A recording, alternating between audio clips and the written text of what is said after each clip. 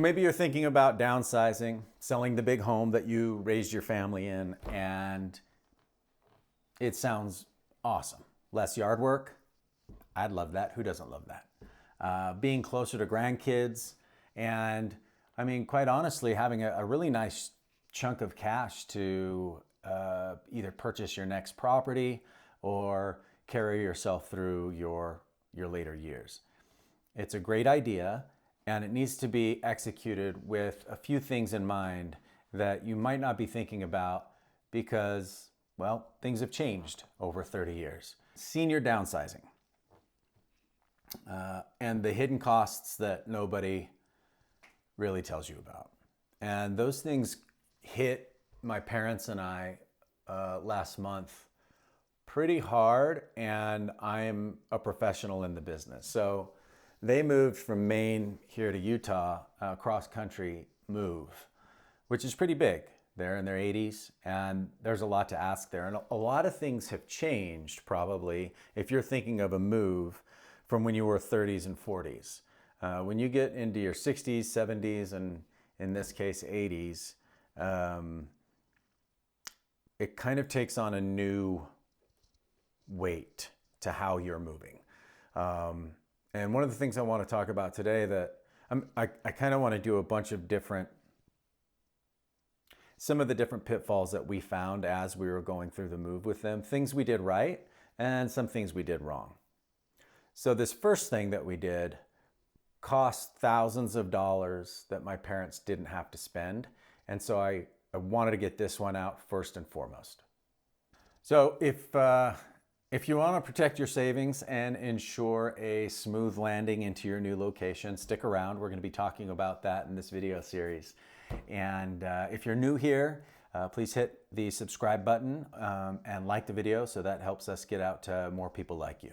My name's Andrew Diaz. I'm a real estate agent and appraiser for the past 23 years, and this channel is dropping real talk real estate information every week. The things you don't really think about until you're right in the thick of it. And the number one thing that was the biggest pain point for my parents and ended up being a big pain point for me. So if you're watching this and helping your parents out, guys and gals, please pay attention because this was the hardest part. And that's the invisible packing costs. So packing, what? You just get, you get movers, they come to the house, you throw everything that you've had in the last 30 to 40 years from inside of your house into that moving van. Not so fast. Something that you need to be aware of. My parents called pods. I'm sure everybody's heard of those. They're the big, like 12 by 8 kind of boxes that show up on your doorstep, and you're supposed to be able to have all the time you need to be able to fit what you need in there. And that's who they thought they were going to be talking to. But there's moving companies that now I don't know how they do it with internet, some hacking phone call thing. I don't know how it's done, but they didn't get through to pods. And then right when they hung up, somebody that's claimed that they were a broker for pods said they'd have it done cheaper and somebody there to move things in and move things out. Come to find out, I guess that's a pretty common scam. Pods does not broker anything. I've used pods when I moved from California to Utah, and it was fine.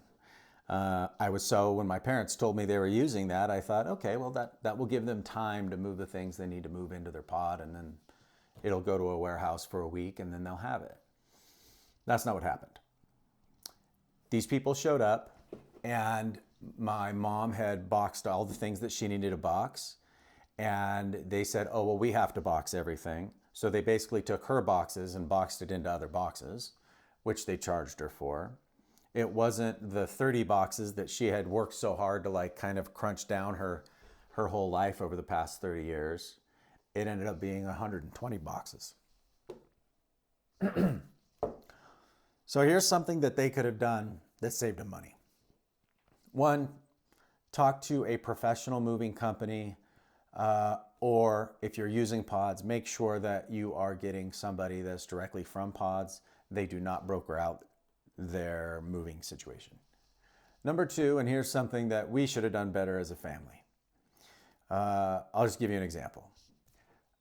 When the moving truck finally came, 2.5 weeks after they had moved into the house, the box that had her glasses in it were all broken. Well, these weren't heirloom glasses. These were just glasses that she had used at home and they couldn't get rid of them, so they just put them in a box. Well, at whatever the cost is a box, let's call it $50 a box, she could have probably just thrown the glasses away and bought them here at Costco and saved herself some money. So go through some of the things that you don't need anymore. I understand that Facebook Marketplace or your local classifieds online can be a little scary. So if you don't have somebody to help you with that,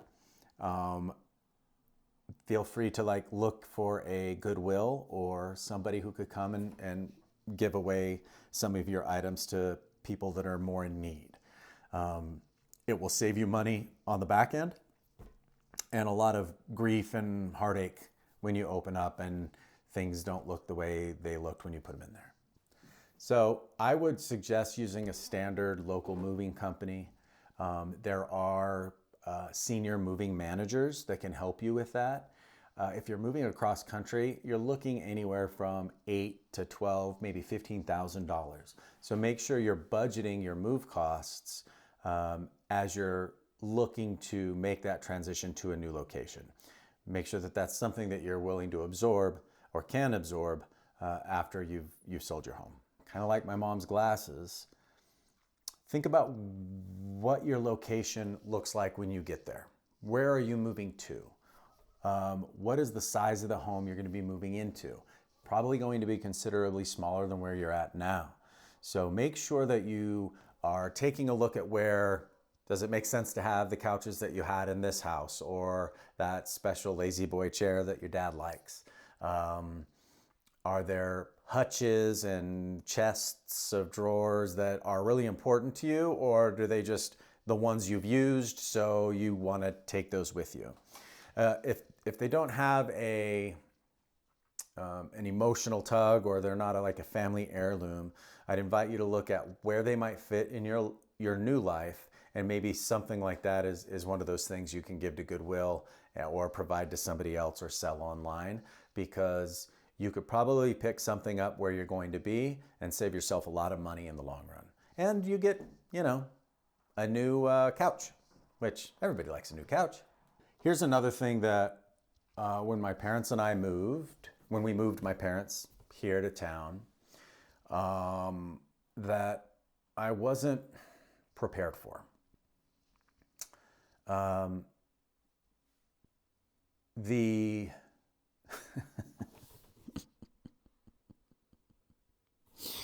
Oh, this is the worst, because it's just something that could have been dealt with that I didn't think about. But when your parents move, they're also not just moving their things, they're moving their medical care, they're moving their cable and internet and their streamers, they're moving how they exist in the world. So they're not only just transitioning locations, but how they live, how they exist. So having access to things they're used to from back home where they're coming from. If you're a golfer, if you guys have a pickleball group, if you go on walks every day, where can I find those similar activities so that they don't feel isolated? That's one of the biggest problems for seniors is isolation and loneliness. Frankly, it's the biggest problem for everybody in America. So if you could find a built-in community or a connectivity to community by helping them find those activities, well, then that just puts them right on the good step forward as they move into your new location. One thing that could have been easily handled is having a spreadsheet of usernames and logins to bank accounts, Medicare, healthcare, pension funds, HBO streamer, Disney Plus, Paramount. I can't tell you how frustrating it can be when their favorite show is there and they can't figure out how to get the TV on. I learned late that if you have an Xfinity account and you're moving, you can just click a "Hey, I'm moving" button and it'll transition you to where you're going, and it's a lot more streamlined. And I'd be willing to assume, I'd assume that other amenities like that probably have a similar access to a "Hey, I'm moving" kind of a thing, much like back in the 80s you used to do with your mail. I'm saying back in the 80s like I feel like I'm 100 years old, but I remember that when I first moved. Anyway, having username and logins, look, high-end tech-wise, if you could use a password protector that is an app on your phone or a website, that's great. If your parents are not, or if you're not comfortable using that kind of a service, then make sure you have some kind of like a notebook that you can write things down with, so that you're not having to, do a two-factor authentication just to get a password change on every single login that they have. You probably hear the angsty, syrupy, God, that was a pain in the ass for the last 2 weeks in my voice, but ugh. But my parents were very patient, and we got it all taken care of. But boy, oh boy, that was a tough one. And it's easy to take care of. You don't have to do much. All right. So I really want to just say, in closing, the takeaway here isn't that you shouldn't move. Downsizing can be an incredible way to stay closer to family, to ease your lifestyle in your later years. Be aware to do a little bit of math on how that move's going to affect your pocketbook above and beyond just selling the house and then buying a new place. There are other things that can happen that will cause stress, unneeded stress, on that move. Moving a home for anybody is stressful. When you are past the age of 50, 60 years old, it becomes a life-changing level of stress. And if you can kind of find some of those pitfalls before you head out there and execute a move, it would just make things a lot easier on you and the loved ones that you're going to be moving closer to. Okay, so if you or a loved one that you know is moving into our location, don't go it alone. Give me a call or send me a text message. You can find me on Instagram at The Appraisal Professor, or here on the YouTube channel. Set up an appointment so that we can talk about some of the things that will help you transition quicker. Get a good get yourself a good list price for where your home you're selling.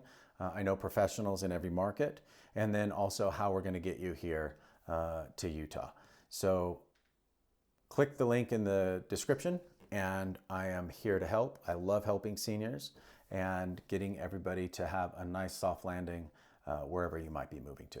If you have moved or you're thinking about moving, drop a comment and let me know what you think the biggest hurdle might be for a move for seniors, and or what might have been a big hurdle for you, or what other people might find out. I'd love to hear what you guys actually think, so that it helps me create more content to answer more questions about that. So drop a comment about the biggest question you might have about downsizing, or one of the biggest hurdles you had when you were downsizing. Thanks, and we'll see you on the next one.